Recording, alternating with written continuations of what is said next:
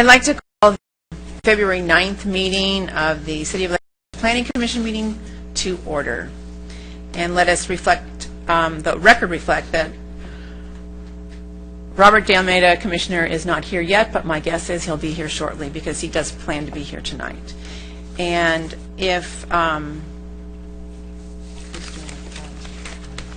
Commissioner Ludden would lead the flag, we'd appreciate it. Thanks.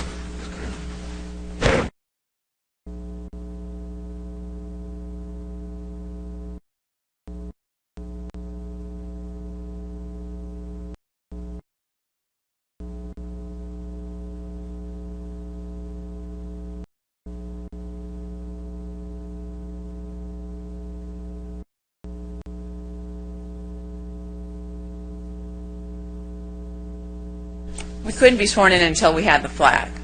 That was so. Jennifer from the City Clerk's office is going to swear us in. 3 new members.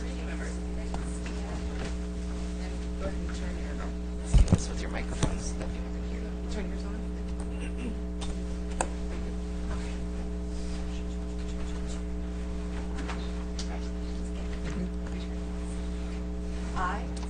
I, Jolene Fuentes, do solemnly swear do solemnly swear that I will support and defend that I will support and the defend Constitution of the United States the Constitution of the United States and the Constitution of the State of California and the Constitution of the State of California against all enemies, foreign and domestic, against all enemies, foreign and domestic, that I will bear true faith and allegiance that I will bear true faith and to allegiance the Constitution of the United States to the Constitution of the United States and the Constitution of the State of California, and the Constitution of the State of California, that I take this obligation freely without any mental reservation that I take this obligation freely without any mental reservation or purpose of evasion, or purpose, and that I will well and faithfully discharge the duties that I will and faithfully discharge the duties upon which I'm about to enter. upon which I'm about to enter. Thank you. Thank you.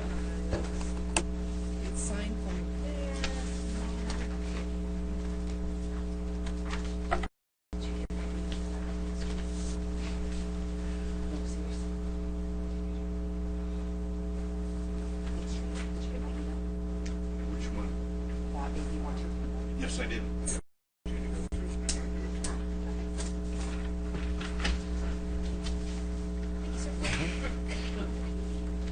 Thank you. All right, public comments. Do we have any tonight? No public comments. So we'll move right into our very exciting code enforcement activity report for the third quarter, 2000. Daryl has 2 reports for the fourth quarter, and so this evening Daryl Hill will provide that information for us. Good evening, Madam Chair and members of the Commission. For the third quarter activity report for 2016, Code enforcement added 184 new cases to the existing 322 carried over from the second quarter. We closed 138 of those cases, and we began the fourth quarter of 2016 with an active caseload of 368 cases. And I'll just, before I ask for if anyone has any questions, I'll just move to the fourth quarter report as well. During the fourth quarter, code enforcement added 141 new cases to the existing 368 carried over from the third quarter. We closed 112 of those cases for the same period, and we began the first quarter of 2017 with an active caseload of 397 cases. I'm prepared to take any questions you may have at this time. Just out of curiosity, I don't know if this is typical, but out of all the cases that are generated, is that generally by complaint by somebody calling in, or are they observations on the part of the code enforcement officers, or how does that normally? More to the former. Most of what we have is due to complaint. Obviously, the inspectors are out in the field and they see things, and will open a case on that as well.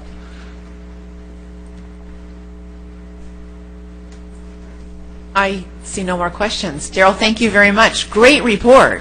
Thank you, Madam Chair. I try.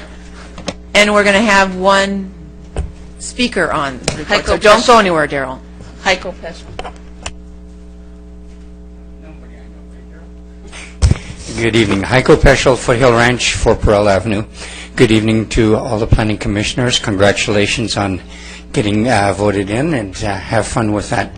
In reference to code enforcement, it's my belief, and I may be wrong, that our code enforcement department works the same days as the rest of the city hall and gets the same days off. Our problem, especially our problem up in Foothill Ranch, is that the majority of the scofflaws that we have up there, they only work weekends. So guess what? Nobody ever sees what they're doing wrong because there's nobody out there. If there's any way to convince the code enforcement department to put, say, someone on a Saturday or someone on a Sunday at least once or twice a month, not necessarily every weekend, but once or twice a month, especially with the growing amount of open houses we have out there. A gentleman named Tim Morissette, who sells a lot of them, tends to plaster the neighborhood with his signs. Well, this is getting to be a little silly. It's looking ugly. Most everybody else out there, they'll do one sign per intersection and maybe a sign in between streets. But Tim, he'll do 3 signs in an intersection. And as last I talked to our code enforcement people, they said that that wasn't the way to do things. So I'd like to see some sort of enforcement on weekends. The other thing about code enforcement and new codes is that I'd like to see as little as possible of new and different codes. If you want to do anything about parking, please talk to your folks in Foothill Ranch, the association there. They tried to do something a few years ago and were eaten alive by the people who wanted their garages as second homes. Thank you. Thank you very much. All right, Daryl, now you can leave. All right, Gail? Okay, our next presentation item is an update from the Public Works Department, and Angel Forte is here this evening with that report. Good evening, Chairman Fuentes and members of the Planning Commission. The Public Works quarterly update for the 4th quarter of calendar year 2016 is in your meeting package. I'd like to call to your attention a few of the CIP projects that we have recently constructed. The first one being the Portola Widening project, in which we added 3 lanes to Portola as you go underneath the toll road. We also added landscape medians on Portola right by the sports park, and that project was completed in December last year. At the Lake Forest Sports Park, a contractor has completed installing the steps, handrails, and guardrails around the soccer concourse. Another contractor will be installing lights at the main tot lot and at the batting cages, and that project will be completed in April of 2017.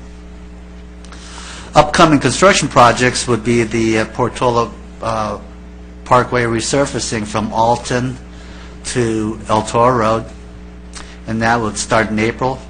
Also a left turn from Portola to Bake. As you go into Foothill Ranch, there'll be a second left turn there. Alton resurfacing from Baker Ranch to Portola Parkway will also start in the spring. And also ADA Phase 10, which would add 18 ramps throughout the city. And that would be, those ramps will be installed in the spring of this year. The Village Pond Park project, which will be draining the pond, relocating some of the wildlife there, and sprucing up the landscaping. That project is currently out to bid a second time. The first bid there were some irregularities in the bid, and all bids had to be rejected. This concludes my update, and we'll be happy to answer any of your questions. I just got one question for you. There's a park light pole replacement that's scheduled to start in 2017. Is that going to be replacing all the poles, lighting poles in each of the parks, or were there just selected parks? And I'll have my second part to the question with regard to that. Unfortunately, we have a budget, and we were not able to replace all the Okay. poles that need to be replaced. Okay. The reason why I asked, I know there are several poles in Pittsburgh Park. One was knocked down, but I saw that that was restored, and that was after the Snow Fest. But there are several lights that are out and have been out. There's 2 out of the 13 that are not lit and have not been lit. And the lights come on and then go off, and it never fails. You're in the park, and that's when selectively one will go off, and there are multiple that do not come on at all. So I just thought I'd bring that to your attention. I was hoping that, possibly once they do this, and that's why I was asking if it's selected parks or whether the parks have been designated that you're going to go to. I'll send my supervisor out there to take a look, and maybe that the lights can be fixed without replacing the poles. I'm sure it's not the poles. There's a light that's in the play area, and then there's a light in the upper portion along the walkway. It goes around, probably about right in the middle, that is out. Okay, they have been out for quite some time.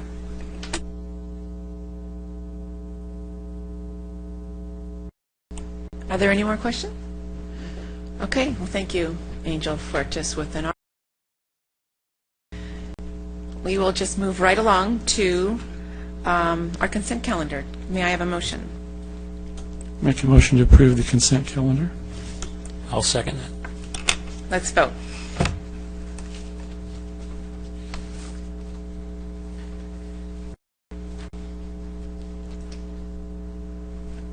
Is that an abstention? I have to abstain. Okay, so the motion carries with 1 abstention, and we will move right along to item 5. Gail. Yes, item 5 is a public hearing, site development permit, and a plan signing program to develop a 5-story, 112-room hotel, the Town Place Suites. And Ron Santos is the planner on the project and has a staff report this evening. Good evening, Commissioner Fuentes or Chairman Fuentes and members of the Planning Commission. As Gail mentioned, this is a 112-room, 5-story Town Place by Marriott hotel.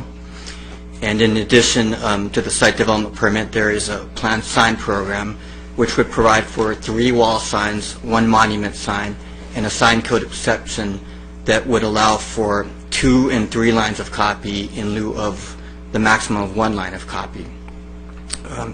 The project is proposed on a 2-acre vacant lot at the southeast corner of Lake Center Drive in Boeing. The site was previously developed with a 129-room hotel that was demolished after a fire in 2008 caused extensive damage. Surrounding properties are developed with similar uses, including hotels and office buildings.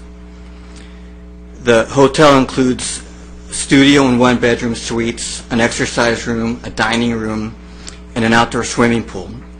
All of the accessory uses would serve, would serve hotel guests only. In addition to the hotel, the project includes installation of landscaping along the site and hotel perimeter, a new stucco finish on the existing retaining wall along Boeing Avenue, new sidewalk and parkway along Lake Center Drive, and new parkway landscaping along Boeing Avenue. The new sidewalk would be on private property with a public easement for pedestrian purposes. The project includes 113 parking spaces, which is 1 more than required by the municipal code, based on the 1 parking stall per guest room standard. And in addition would provide 2 short-term drop-off/pickup spaces and 1 delivery parking space. The project complies with all applicable development standards, including maximum building height, maximum floor area ratio, minimum property line setbacks, and minimum parking and drive aisle widths.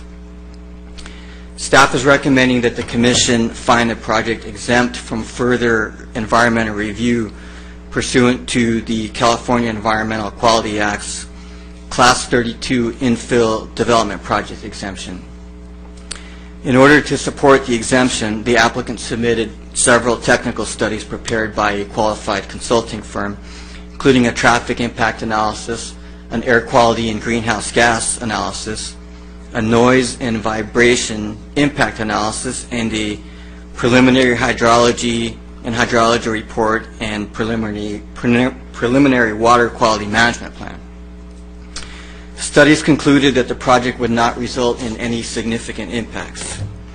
All of the studies were reviewed by staff as well as consultants to the city and were deemed to be proper and complete assessments of the project. Staff is recommending approval of the project as proposed, subject to the recommended conditions of approval. To date, no public comments have been received regarding this item, and with that, I'll conclude my presentation.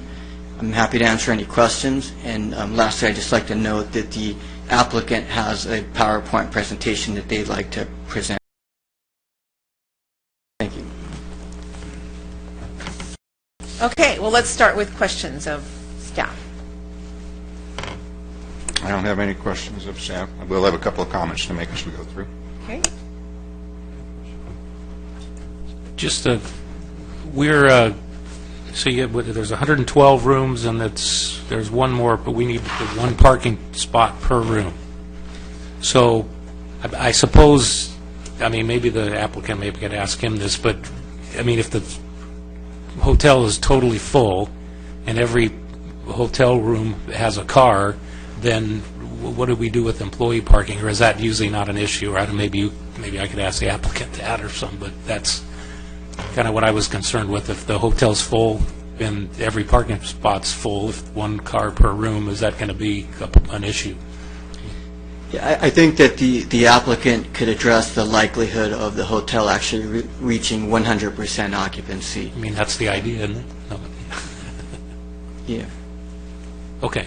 Well, maybe I'll defer then. So, but that, as far as code goes, we're saying we need a parking spot per room, and we're all good on that. Correct. Okay. Commissioner Dunn, do you have any questions of staff? No. All right, thank you. All right, so we probably have a couple speakers and an applicant. I just have Heiko Peschel. Let's do, should we do? Doesn't matter to me before or after. I just have some questions, and maybe they'll answer. Maybe answer them. That's, yeah, perfect. She didn't fill out a card? Are you kidding me? We'll go up this. You don't have a card? Come on up. Oh, here it is. Sorry.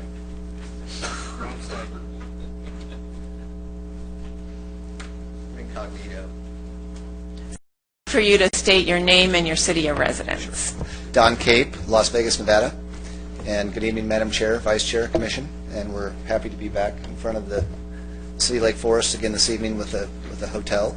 And we've been working with staff for the better part of 12 months to get to this point. The staff has indicated we've done numerous studies and feel that we've got a great replacement for the travel lodge that was had unfortunate incidents that occurred prior to our coming here with the application, and have worked really closely with staff to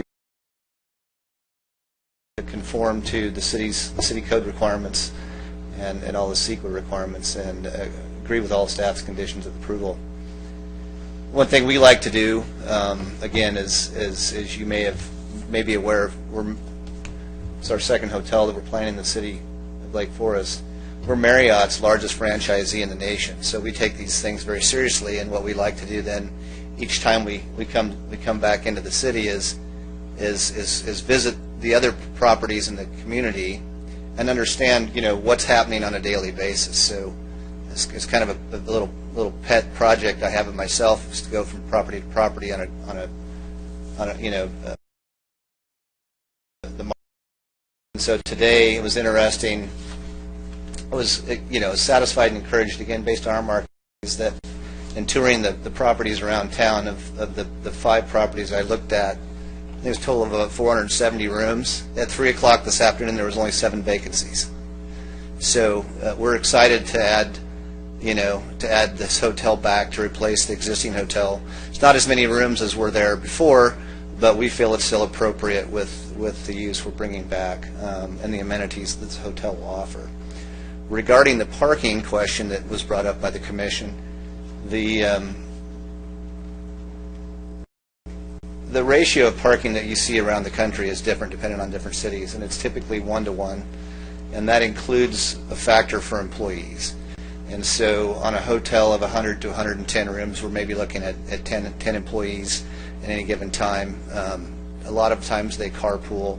But as far as the guest occupancy on the parking, we typically see across the board about a 15% reduction of code on actual usage at the peak rate per year. So if we're 100% occupied, we'd only be seeing 100 stalls max utilized. And so as I travel around the country, we were in Northern California earlier this week in the rain, and up in Livermore, and we stayed at a Holiday Inn, and we come back at 11 o'clock at night after a 3-hour dissertation and back and forth with with various items on the agenda, and so we tour through the parking lots of these hotels at midnight, 1 in the morning, to see how many parking stalls there are at these hotels.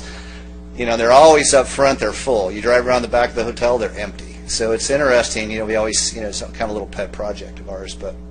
So, we always keep our finger on the pulse of kind of the markets we go into, and we get all the market studies that show the demand and the supply, and they're heavily vetted, as you can imagine, by Marriott and Hilton and the top tier brands. They don't give out these franchises to the markets unless they're warranted. So we're here because of the demand in the city of Lake Forest, and we think it's a great opportunity for Lake Forest to have that room demand versus seeing it go elsewhere. We've been excited to work with staff over the last 12 months, and we're here to answer any questions and show you a presentation. How about we do the presentation first? See if I can navigate this thing.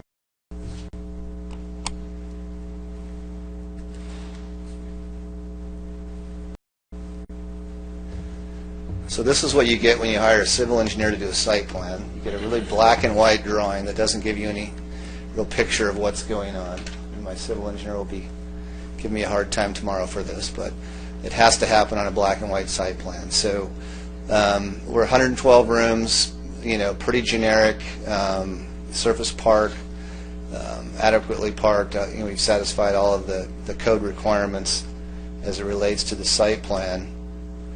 And you have different parking, peripheral stuff, trash enclosures that we've worked with staff and the waste management companies to make sure that we've satisfied all of their conditions and design criterion.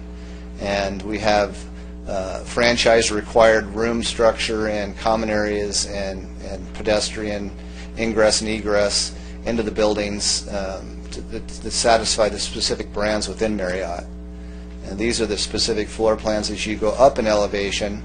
This would be the second floor room. It shows the room structure of the town place, and it's just very basic, center-loaded corridor. And the architecture on the outside is, this is my favorite brand within the Marriott structure. It's the Town Place Suites. It's got great architecture. It's pretty modern, and I think it's gonna serve itself well for years to come, and the various structural elements.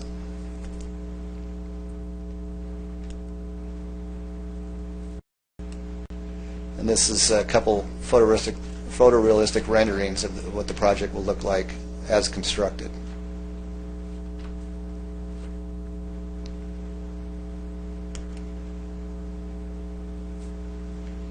These are expensive buildings.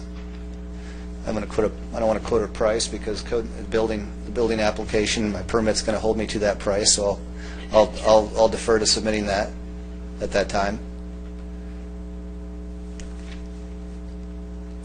But as you can see, they're very nice buildings, and the Marriott flag is as good as you're going to get, and there's a reason for that. They hold their brand standards extremely high. We have impounds that we have to put in to the franchise every 7 to 8 years. We have to upgrade the rooms and the common areas, new carpet, new surrounds, new. They're significant improvements that are required.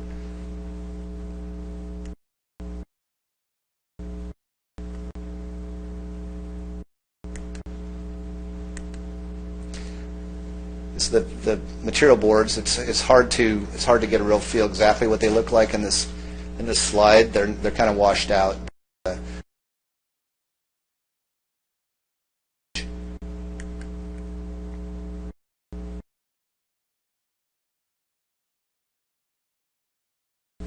So, do we have any questions for the applicant? I guess you sort of answered this, but I know that the Marriott's connection is that you use their name and their reservation system and whatnot.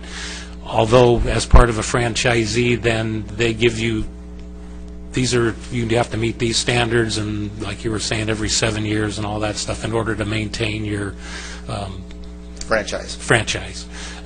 So that would be a correct statement, and so if you or somebody else is not living up to that, they can pull the franchise Correct. at that point. Correct. But generally speaking, then the Marriott kind of stays out of it, and you guys run it the way Correct. you want to.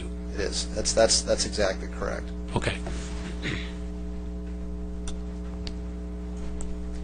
I was curious, I know Marriott has several brands. I'm not totally familiar with this brand. How does this fit in with the structure of the other brands that Marriott has, like Spring Hill Suites and Residence Inn and things like that? Great question. So Marriott has what they call their C First brands, which is their select service. Their acronyms are Courtyard, Residence Inn, Spring Hill Suites, Fairfield, and Town Place. That's where the C First comes from. Hilton and IHG have a similar product type that is commensurate to the same product. The Town Place is the Residence Inn, but it's scaled back a little bit from that demographic. It's a little more in tune to the millennial and the business traveler, and it doesn't have that, it doesn't have the large. It's a smaller footprint on the square footage per room, but it's a very comparable product to the Residence Inn, just a little bit more economical on the square footage. So it's a great product. Thank you.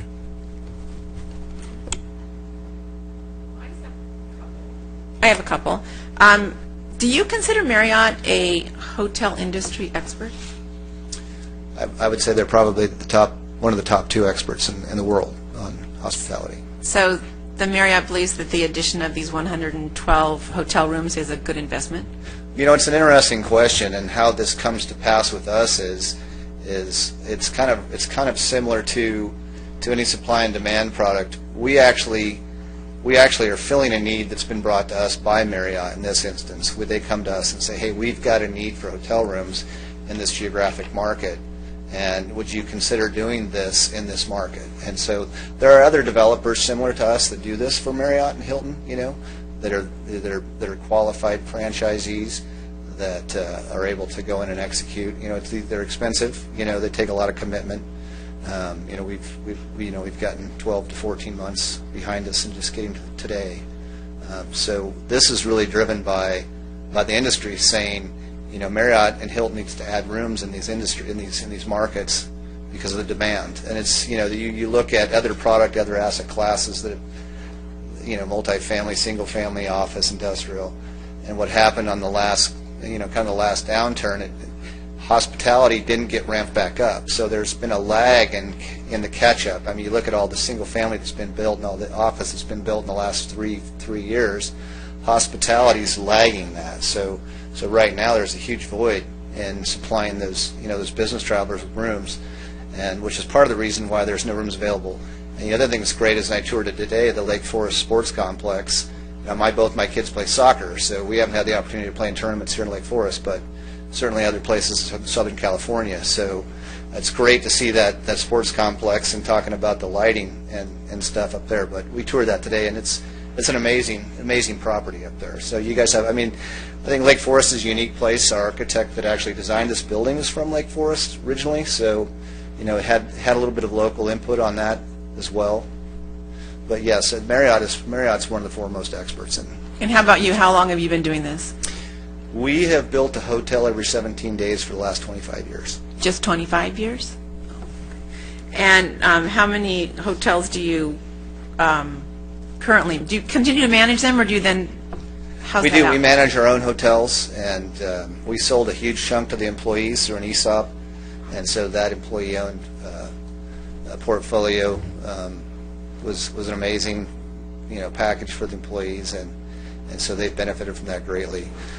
So we own and manage and operate our own hotels. We're not merchant builders, so we're vested. We want to be people that are operating as stewards in your community for 40, 50 years from now. So Okay.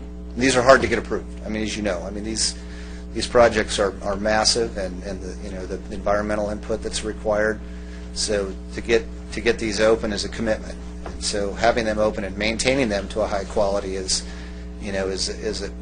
something we don't take lightly, and we want to make sure that we have a guest experience that, as you know, today is with all the online information that's out there. If you don't maintain that level of quality, tomorrow someone is telling you that you didn't. So, it's more important now than ever to maintain high quality in hospitality. So do you or the Marriott use a population of a city to determine how many rooms should be built in a city? It's tough in Southern California because there's cities that are sprinkled. And for example, if you look at the location of the hotels that are being planned, if you go a few hundred feet to the west, to the northwest, you're in Irvine. So you're kind of at the edge of that geographic area. So it's really a trade area. It's a market area that dictates the supply and the demand. So you have all these communities that are sprinkled across Orange County and Southern California that are connected per se. So there's really no steadfast rule on the supply and demand as it relates to the population of those cities. It has more to do with how many business travelers, what type of industries there are, what are the supply and demand generators for travel, and I think that's more driven by the uniqueness of the geographic service area and the trade area than it has to do with population. So the population is basically a non-entity when you go to research where a hotel should be built. Well, if you're looking at population of cities and you look at whether it's 50,000 people or 10,000 people, you're looking at the MSA. You're not really looking at what the population of that local jurisdiction is. You're looking at the MSA, and you're looking at 5 to 10 mile radiuses. For example, we were doing a project up in Northern California, and the project specific was in Livermore. So the Livermore, Dublin, Pleasanton, Walnut Creek, clear back into Oakland, Newark, that whole 30, 40 mile MSA is serviced by 10 or 15 or 20 hotels, and you're staying at one of those depending on what night you're there, but you may drive 40 miles. So again, in Southern California, whether you're in Irvine, Newport, go further south, Mission Viejo, et cetera, you're potentially going to drive 20, 30 miles depending on what your product that you're approved to stay at with your corporate travel. So Lake Forest is kind of in the middle of that, if you will. So it's a great spot for these things to come to rest. Okay, I think my last question will be with regards to your traffic study. Did you take into account the recent hotels that have been approved in this city when you completed or when you administered the traffic study? We did. We were asked by staff to analyze that, and we did both with or without the hotel. So that staff is good. They're pretty amazing. They think ahead, don't they? They're pretty amazing. Yeah. They're tough, but they're pretty good. I've heard they're tough. I'm glad I'm here and they're not very there. thorough. Yeah. They're very thorough. Okay, that concludes my questions at this time. I saw your hand was kind of going towards that button, Tom. Are you good? I was just curious, what percentage of the travelers that stay at your hotel are business travelers? Would you say 70%, 80%? It kind of depends, and it depends on season. And the other that's interesting too about you look at this time of year, I would call this not peak season, so it's kind of great. You're getting we're seeing these occupancies, and the rates are great. Occupancies are amazing. So again, if you add 100 rooms or 200 rooms or 300 rooms or 400 rooms in this market, it doesn't move the needle with respect to Southern Orange County because there hasn't been any new product. I mean, there hasn't been any new product built. So part of the reason is it takes a long time and a lot of money to get to this point. So you have to be committed and you have to be in the industry. I was wondering because it seems like some of the things we've heard before from some of the other hotel owners relate to the fact that they see a lot of business coming from Irvine because there's so much commercial real estate just basically across Big Parkway over there, it seems like they're not building much hotel stuff over there, but they're building a lot of it over here. I don't know if part of that's because it's more expensive to build in Irvine or what. Well, it has a lot to do with with barrier to entry, but the other thing is it's not that far away, and so a lot of the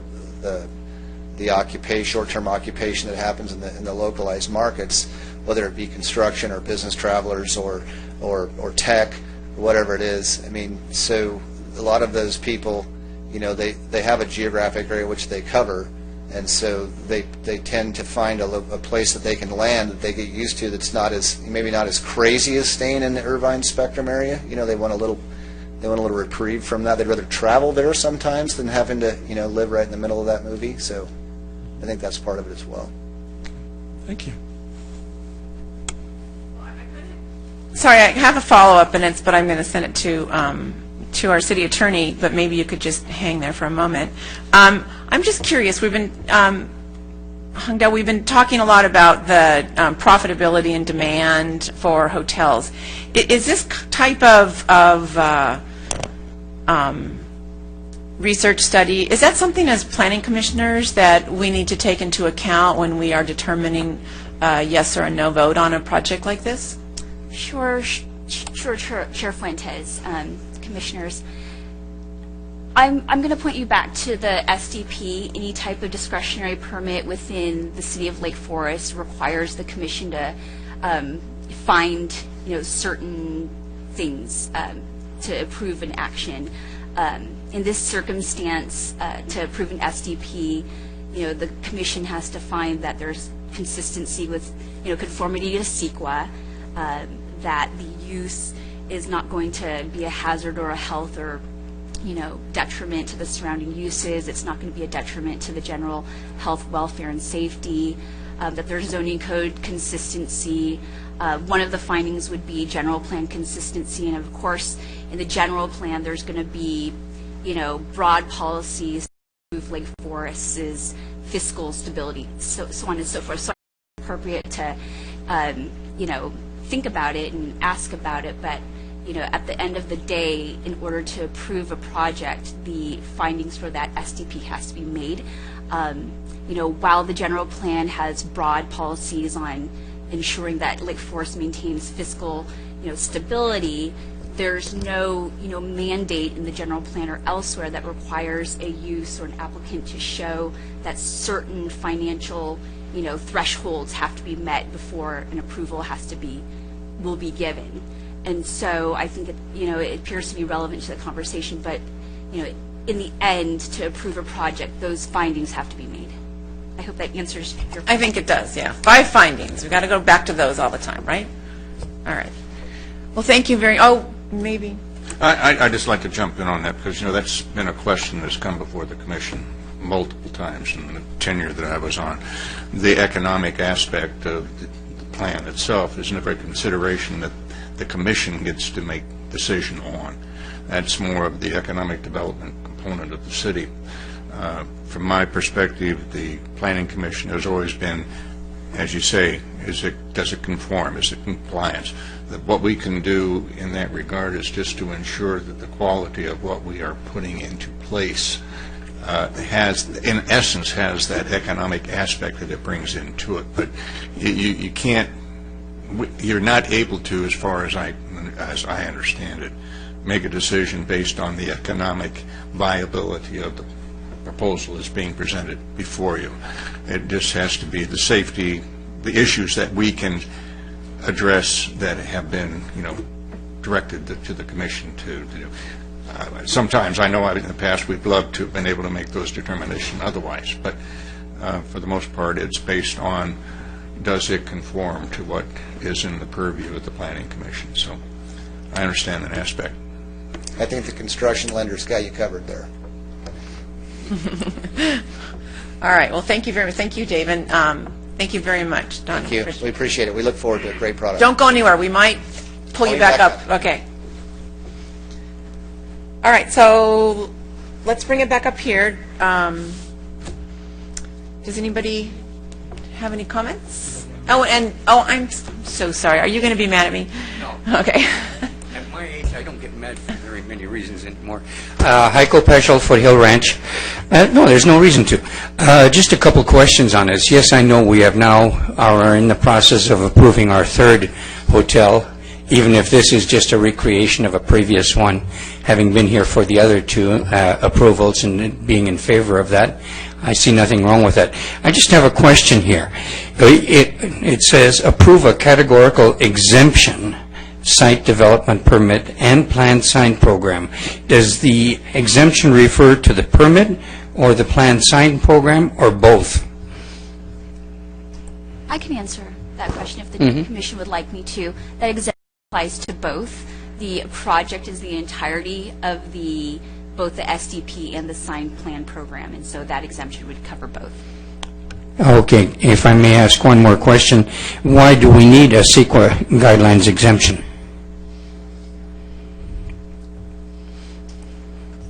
If you'd also like me to answer that as well, commissioners. We could try, but we won't do it as eloquently or as legally proper as you would. Sure, and I understand that the project's CEQA consultants are here as well, but I'll do my best. CEQA looks at the entire project. It includes all of the approvals that are associated with that project, and so that exemption has to cover the entirety of the project. It just is a requirement of the state that the entirety of the project is covered under a CEQA finding. Okay. So it's the law. That's correct. It's the law. Okay, thank you. No, I'm all in favor of more hotels. I tried to get a room for a friend of mine last fall up in Foothill Ranch. There wasn't anything in that whole part of the city that was available, so having something here is a good thing. Thank you. Thank you very much. All right, now we'll wrap up here. I'll jump in. I'll tell you, I am very pleased with what I see.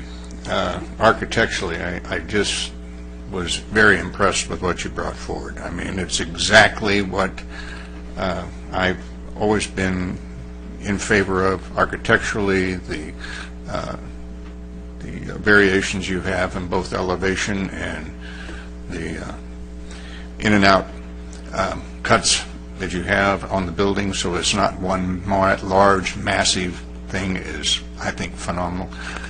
The colors are right down my alley. I think it will fit beautifully in that area. I have to also compliment you on the landscape palette that you put together. I've got a horticultural background, and I know that stuff is going to look beautiful, and it's somewhat drought tolerant, not totally, it's not going to suck up the stuff, but it really does add to what we're trying to do. I think from my vantage point, when we put something in place, it needs to enhance the area, and this does exactly that. I want to compliment staff, too, for bringing with this many of the reports that you've included. The traffic study was probably in more depth than I've seen in a long time. The only concern I had with regard to the traffic is the fact that we have two of our intersections that are functioning at an F, which would have been, I think it was Lake Forest and Rockfield and Bacon Lake Forest, if I'm not mistaken. I've got that noted somewhere. I know I saw it. It surprised me.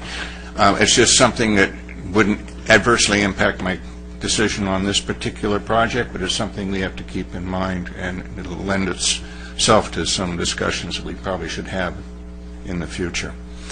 There was one concern I had, and this is probably more detail than what I'm supposed to get to, but on your rendering of the parking layout in the southeast entrance, which is the shared entrance, the curb that protects that entrance, ingress, egress, is of a shorter length than the parking stall itself. In particular, the one that is on Lake Center Drive, as you come in, it's only approximately 2/3 the length of the first parking stall, and the one that is immediately across from it is a foot and a, or a little more than a foot shorter than the parking stall itself. I don't know whether that would cause a liability with the vehicle that would be parked in either one of those spots is a consideration we should take into place, because if I got a 19-foot vehicle in a 19-foot stall, but it's only protected to the first two-thirds of my car, are we liable? That would be my only concern there. I don't know whether you could do anything with that, but it's something that I think could possibly get you guys into trouble, and I don't know whether, in fact, it would ours. I'm probably asking more technical detail than what I should, but might as well get it up front and do that. So, other than that, I'm very pleased with the project in its entirety.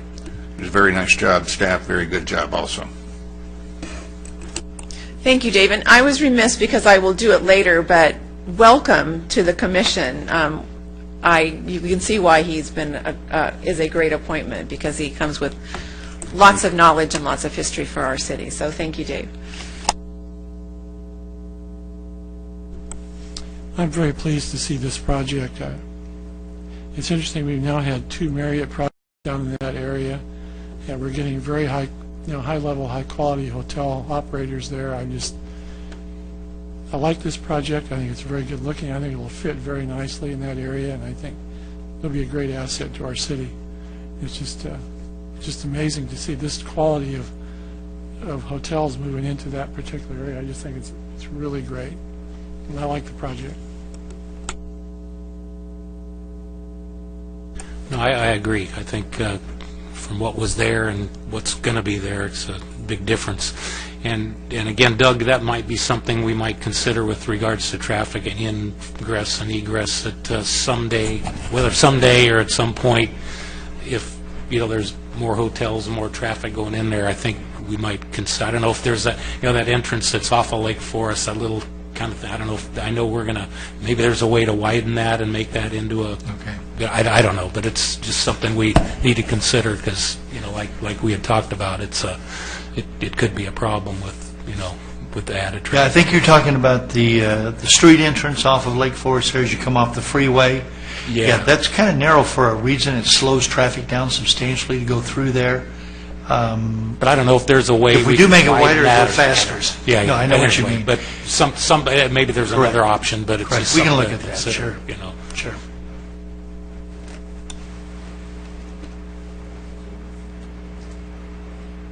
Yes. First of all, I'd like to apologize to my fellow commissioners and city staff for arriving late. Secondly, I have a disclosure to make. Earlier today in the city, I met with the project planner, the applicant, and his associates. Just a disclosure. And no comment. No, I concur with the rest of the opinions. It's well conceived, well designed, and that area, that site needed to be developed. And I'd like the public to think that that's a project that any other city would love to have. Mm-hmm. Well, I'd just like to add that I think if we look at the 5 findings that our city attorney talked to us about earlier, that to me the applicant has met those 5 findings, and not only is it beautiful and it looks good, it's going to be popular and sexy. And that hydraulic report was to die for, I mean. But it really, in my opinion, it meets the 5 findings that we as commissioners are called upon to discuss, to talk about, and then to make a decision upon. So with that, I would ask Dave to make one more comment. I wanted to comment on the signage. I've always been in favor of that less is more, and the fact that you have put into place something that says exactly what you wanted to say with using, I think it was almost like a third of the signage requirement that you could have put on the building. Thank you. I mean, that makes you draw attention to the architecture of the building, not to the name of what it is. And people will make notice of that. So, and thanks, staff, because I know that was one of the things that we've always had issue with. So, and it does, in fact, meet those criteria for the findings that have to be made. So I'm also in favor of the sign program. We almost forgot to talk about that. Thank you. All right, so now we've talked about it. Does anybody else want to say anything about the signage before we ask for a motion? Then I'll ask for a motion. And close the public hearing. Make a motion that we approve staff's, we close the public hearing and approve staff's recommendation to approve this project as presented. I'll second. It's been moved and seconded, and let's vote. Motion carries after 12 months. Congratulations.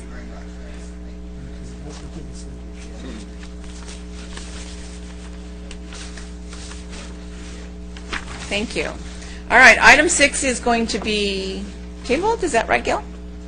Yes, Nikki has a little introduction on that. Thank you, Chair Fuentes and members of the Commission. After this item was noticed, it became apparent to us that the applicant wants to make just a couple more changes, so we do ask that you remove it from the agenda, and we're hopefully looking forward to bringing it back to you at the next meeting. Thank you. Do you require a motion to remove it from the agenda? I believe so. Yes. I'll so move. I'll second it. It's been moved and seconded.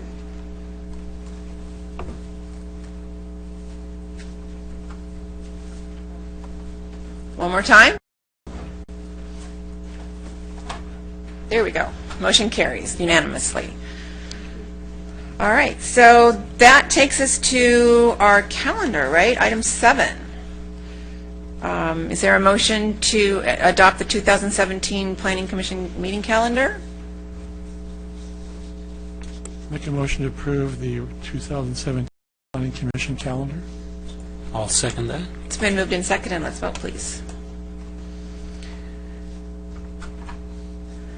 Okay, so that moves us to item 8, which is the Planning Commission selection or reorganization of officers.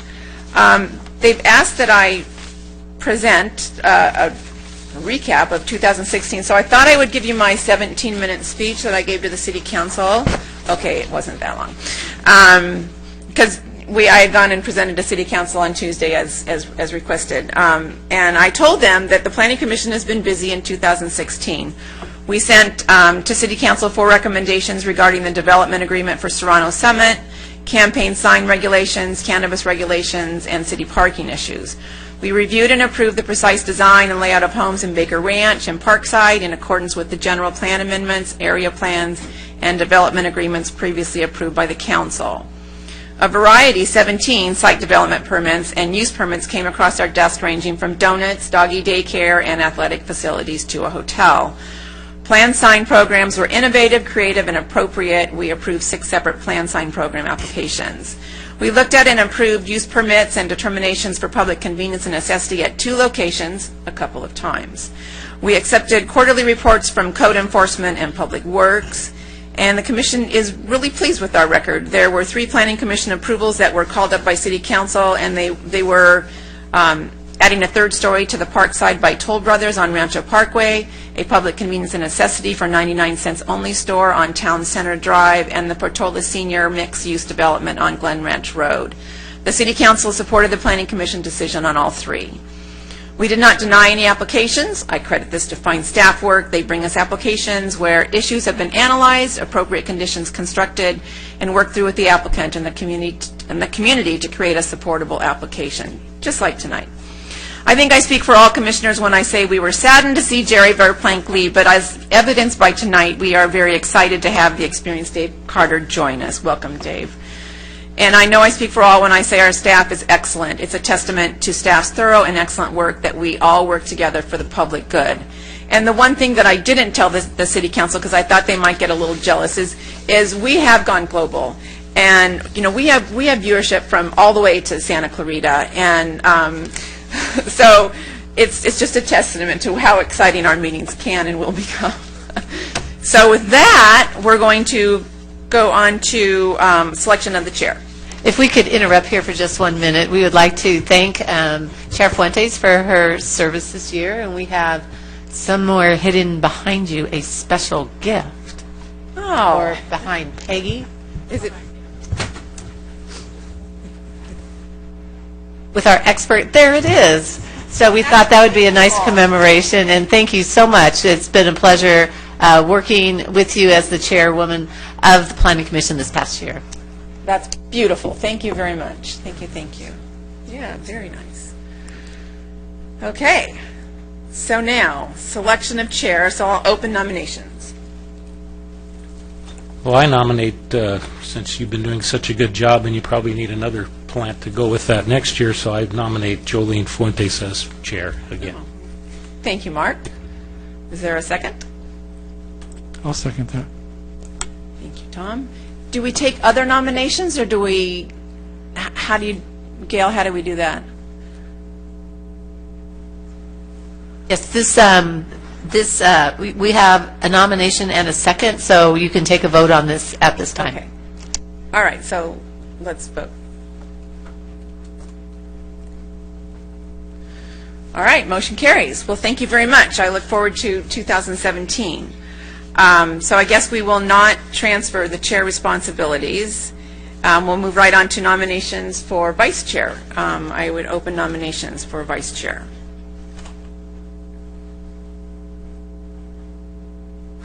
Okay. I would like to nominate the vice chair for another year. So it's been moved to nominate Tom Ludden for vice chair, I'll second that. and it's been moved and seconded. So let's vote on that.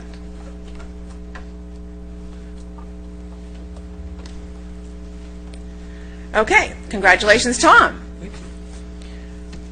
So we'll move right on to director's comments. Yes, thank you. This evening, I just have one comment. We have received some direction from the City Council at their meeting on Tuesday night to provide some additional information to them about having the Planning Commission serve a second role, and that being that of a Traffic and Transportation Commission.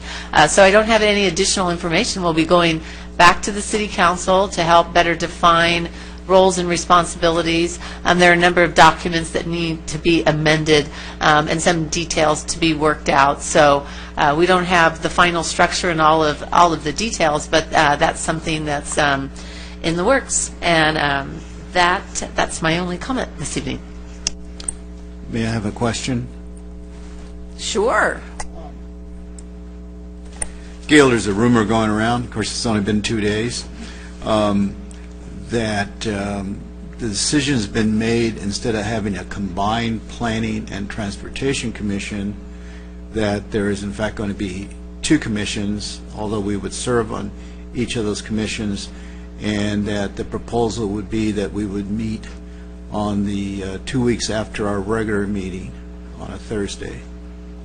I believe there's still details to be worked out, but I would agree there seemed to be consensus from the City Council that the Planning Commission and that there will be 2 meetings that you will be attending on a monthly basis. So we most likely will be returning the second meeting to our calendar. Not at this time, because we voted on our calendar, but there's still some pros and cons and other things. So I don't feel there's a definitive answer whether both meetings have both bodies, if it has one name, if it has separate agenda. There's just the little details that need to be worked out. I think it's suffice it to say that it looks like we'll have that second meeting. So we'll be meeting the second and the fourth Thursdays of the month. City Attorney comments? No comment. All right. So how about Planning Commission comments? I'll start tonight and just say thank you for your support for 2016, the beautiful plant, and then for moving into 2017. And with that, we'll start with our newbie. Sort of an oldie newbie, moldy. Thank you, Gail, because that was what I was going to do in my public comments tonight. I was going to ask consensus from the commission to request staff, to request the council, to direct staff to come back to us to go for traffic study. It appeared that that's the way, there were so many questions that were raised during our interview process that it just seemed logical that we might initiate the process and say we more than welcome from them the direction to staff to assign us that particular responsibility. And we may want to, at this point, if there is any particular issue that they have that they wish for us to address before they've made the final decision, that they send it down to the commission. I think that's something we could wet our feet with. They discussed it at the meeting on Tuesday. I wasn't at the meeting, but I had a suspicion that they Yeah, would. I had the suspicion that they would. But I think that we have directly or indirectly impact on traffic flow with the projects that we have, so it just seems logical for us to be involved with that directly. I want to really compliment staff. I think this is one of the better reports that I've seen. Very good. Of course, it came from Ron, so I wasn't questioning. He always does that. But it's a pleasure to be back. Thank you, everyone, for here. I don't want to. I'm going to sit back and watch how everybody operates and all of that. I believe in working as a team, and this appears to be just that environment. So I'm glad to be here. And thank you, staff.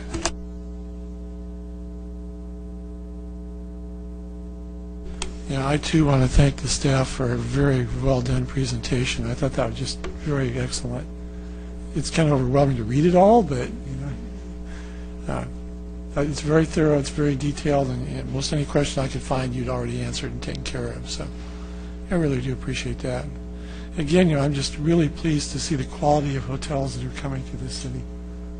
The quality of people that want to come and do a business here is just amazing, and I think it's a credit to the way the city's run and to the people in city government and to you people as the staff that interface with them and work out the problems with them, because I know it's a lot of work.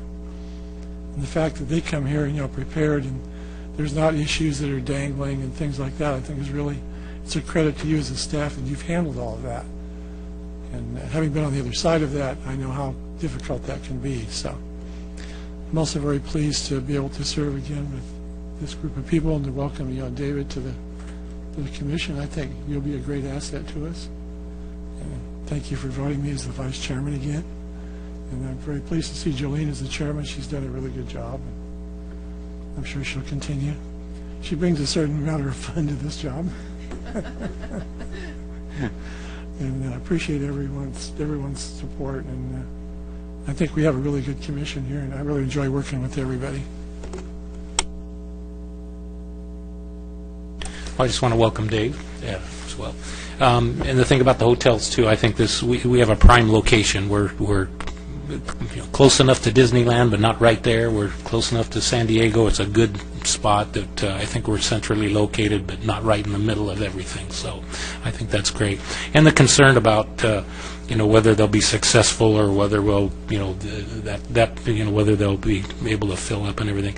They're spending a lot of money, a lot of time, and a lot of effort, and so the marketing department, that's their job to go out and as I was glad to hear that, they go out and survey and figure out, and they're reasonably certain that where they're going to build a hotel is going to be successful in the good location. And I think most businesses, operate that way, at least in this. So I'm glad to see that, and I don't have any doubt that it'll be successful, and it'll be a benefit to not only them but certainly to us. First of all, I'd like to welcome Dave Carter. It looks like the staff found your old original nameplate. Okay. And then second of all, I'd like to thank staff. That was a very thorough project organization, all 900 pages. Thank you very much, Ron. And basically that's it. I think we need to be aware of our vacation schedules if we're going to be having 2 meetings per month. So we need to kind of organize that, and I'd encourage the members of the commission to forward any notes, ideas, or recommendations to city staff before the die is cast. So if we want to influence the process, we should send notes in and communicate with staff. Just one other thing, too. I know we have the Planning Commission that's set that when we meet, possibly there'll be busier months than others with the traffic issues, that maybe we could schedule it or whatever. It may not be necessary to meet every month, as it were, that maybe we can meet as necessary, and so that would kind of alleviate that problem. But that might be something to suggest, that we might, just kind of see how the workload is and then meet as needed, but certainly not more than, the once a month type thing. That's a great suggestion, Commissioner Armando. In the past, just when we had just the Planning Commission meeting twice a month, we try our best to manage the schedule so that we don't have a meeting with one item and then, the next week or 2 weeks later have 7 items on the agenda. So we'll continue to proactively manage that, and we do think that there may certainly be times, just as times that we cancel the Planning Commission meeting, that may well happen. We'll just have to see, because these issues, they come in. They're cyclic. It's in response to concerns in the community, so we can't control all the factors that lead to the agenda. Thank you, Gail. And with that, we will adjourn until our next meeting, which would be March 9th, 2017. Good night.